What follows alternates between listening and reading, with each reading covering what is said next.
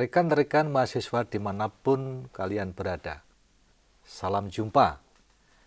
Kita saat ini memasuki modul ke-9 yang membahas tentang pelaporan dan presentasi temuan hasil audit investigatif.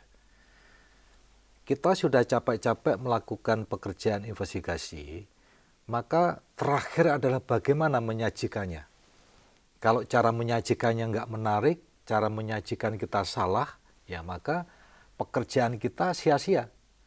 Maka ini menjadi sangat penting untuk dicatat semua berkaitan dengan aturan main bagaimana kita memproduksi sebuah laporan audit investigatif. Cetak biru audit investigatif bahwa kita akan mengubah bukti menjadi tindakan melalui pelaporan dan presentasi yang presisi.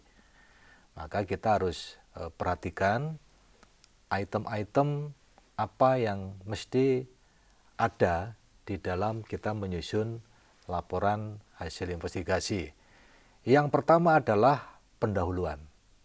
Kita menguraikan mengapa audit investigatif ini perlu dilakukan. Kemudian yang kedua adalah temuan dan analisis. Ya, ini penting untuk melihat bagaimana modusnya, bagaimana dampaknya, apa saja prosedur yang sudah kita lakukan dan hasilnya seperti apa. Ya. Kemudian yang ketiga, poin yang sangat penting lagi adalah bukti-bukti pendukung. Kita sudah banyak belajar nih ya, bukti pendukung itu ada yang sifatnya primer, ada yang sifatnya sekunder.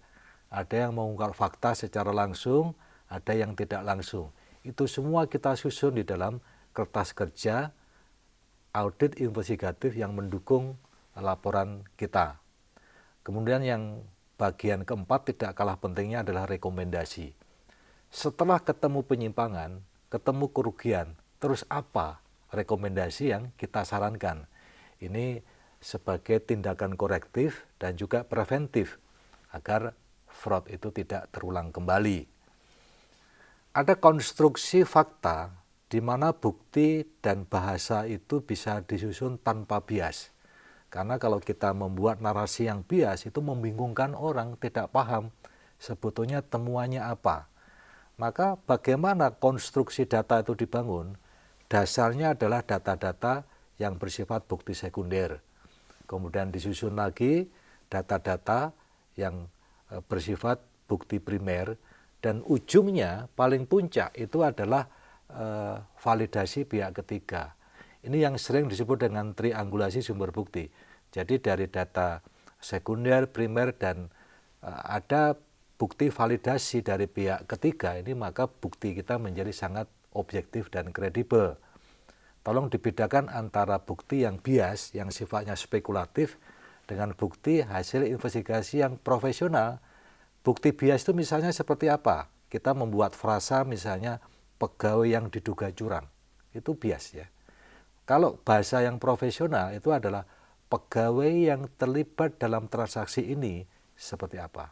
Ini narasi-narasi yang kita buat di dalam laporan yang profesional dan bisa diterima oleh banyak pihak. Kemudian juga kepada siapa kita akan presentasi itu? Apakah kepada manajemen internal, apakah kepada regulator, apakah kepada publik? Ini juga penting, bahasa-bahasa itu akan kita gunakan yang sesuai. Dan yang terakhir adalah bagaimana kita bertahan atas hasil temuan kita, ada yang mempertanyakan dan sebagainya, maka dengarkan dan empati. Ada jangkar ke fakta ya, Anda merujuk kepada fakta-fakta dan akui kalau ada keterbatasan. Dan terakhir, buatlah tindakan korektif untuk masa yang akan datang. Demikian penjelasan tentang modul terakhir dalam pemeriksaan investigatif sektor publik. Selamat belajar dan sukses selalu.